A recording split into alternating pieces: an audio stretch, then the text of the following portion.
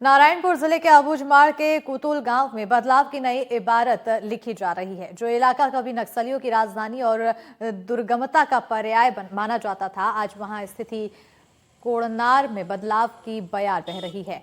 सुरक्षा बलों की सक्रियता और प्रशासन की इच्छा शक्ति का नतीजा है कि अब इस इलाके में बंदूकों की गूंज नहीं बल्कि विकास की धुन सुनाई दे रही है। हाल ही में कोड़नार में स्थापित हुए 24वें जन सुरक्षा और सुविधा कैंप ने न केवल सुरक्षा को मजबूत किया बल्कि आजादी के बाद पहली बार गांव में विकास के द्वार खोले हैं। इसका सबसे बड़ा उदाहरण तब देखने को मिला जब दुर्गम पहाड़ियों को पार कर 108 एम्बुलेंस एक ग्रामीण महिला की जान बचाने के लिए धुरबेड़ा गांव पहुंची।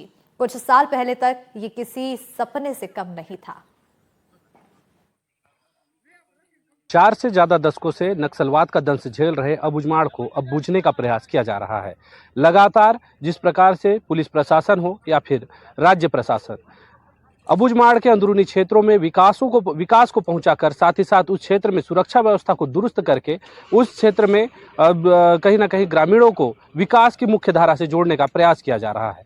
इसी तारतम्य में नारायणपुर के अब कोड़नार क्षेत्र में एक नया जन सुविधा एवं सुरक्षा कैंप खोला गया है। ये सन 2025 का 24वां कैंप बताया जा रहा है। आप मेरे एक तरफ देख सकते हैं, ये जो सुरक्षा एवं जन सुविधा कैंप कोड़नार, जिला नारायणपुर, छत्तीसगढ़, स्थापना वर्ष लिखा हुआ है 2025। जी हाँ, ये जो कैंप है हाल ही में स्थापित किया गया है और आज यहाँ तक के एनडीटीवी की टीम पहुंची हुई है। और यहाँ पर जब हम पहुंचे तो देखने को मिला कि जो कैंप की व्यवस्था है वो की जा रही है। और सबसे ज़्यादा अच्छी बात यह है कि जैसे जैसे अंदरूनी क्षेत्रों में पुलिस बल पहुंच रही है, वहाँ सुरक्षा व्यवस्था तो दुरुस्त हो रही है, साथ ही साथ उन क्षेत्रों में जिस प्रकार से आप मेरे एक तरफ देख सकते हैं, जो कच्ची सड़क थी उस सड़क को अब बेहतर करने का प्रयास किया जा रहा है। जहां पे कभी लोग पैदल तक के नहीं पहुंच सकते थे, वहां आज इस प्रकार की गाड़ियां दौड़ रही है।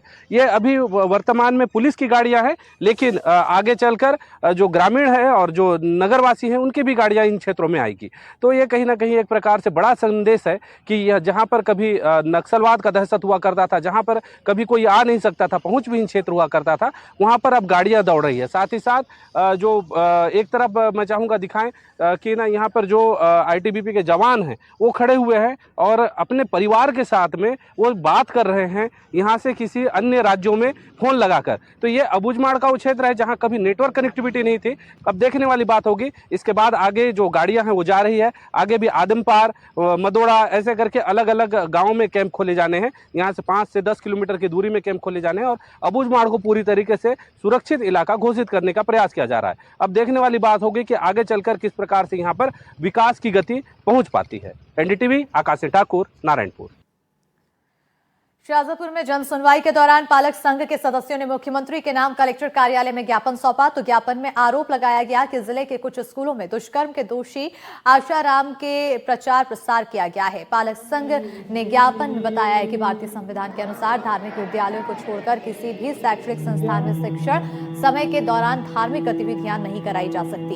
शैक्षणिक संस्थान धर्मनिरपेक्ष होते हैं और वहां सभी धर्मों के विद्यार्थी पढ़ते हैं। इसके बावजूद कुछ स्कूलों में आसाराम के पोस्टर और पर्चे बांटे गए हैं, साथ ही तुलसी पूजन और नाम जप जैसे कार्यक्रम आयोजित किए गए हैं। पालक संघ ने संबंधित स्कूलों की जांच कर दोषियों पर कार्रवाई की मांग की है। सर, आज देखा जाए तो जिले और प्रदेश में शिक्षा और की बात करें तो शिक्षा का माहौल ही नहीं है।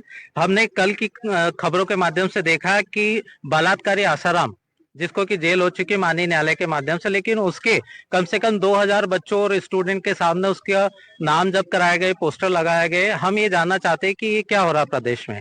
भाई, जो लोग को, जिस व्यक्ति को सजा हो चुकी है, उसका प्रचार प्रसार स्कूलों में क्यों किया जा रहा है? बल्कि शिक्षा का अधिनियम में कहता है कि आप शिक्षा के समय कोई भी धार्मिक या पूजा पाठ नहीं कर सकते। तो आखिर ये क्यों किया गया? हमारे पास सामने 3 स्कूल है। उज्जैन के पॉलिटेक्निक कॉलेज ग्राउंड पर सोमवार को फिल्म राहु केतु का प्रमोशन कार्यक्रम आयोजित किया गया और कार्यक्रम में मुख्यमंत्री डॉक्टर मोहन यादव ने भी शिरकत की। सीएम ने इस मौके पर कलाकारों को फिल्म के लिए शुभकामनाएं दी और कहा कि उज्जैन की धरा पर कई कार्यक्रम तो हमने देखे, लेकिन यहाँ फिल्म फिल्म डेस्टिनेशन बन रहा है और ये अच्छी बात है। सीएम ने कहा है कि वो उम्मीद करेंगे कला साहित्य सब क्षेत्रों में उज्जैन और प्रदेश प्रगति करे। इससे पहले राहु केतु फिल्म के स्टार कास्ट पुलकित सम्राट वरुण शर्मा और राजकुमारी महाकाल मंदिर पहुंचे।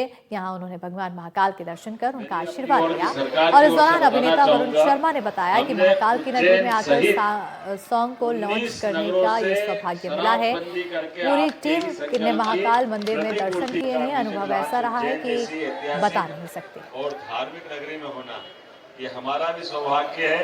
और बाबा महाकाल, ये पहली बार मैं महाकाल जी के दरबार में आया हूँ और बहुत ही अद्भुत दर्शन है, बहुत ही अद्भुत दर्शन, बहुत मजा आया। और जो तेज है वहां पर वो शब्दों में नहीं बयां किया जा सकता। मेरे को जो फील हो रहा है अभी मैं शब्दों में बिल्कुल नहीं बयान कर सकता। It is very beautiful feeling and मुझे इतना पता है कि लाइफ शॉर्ट हो गई है यहाँ पर। और इसी के साथ इस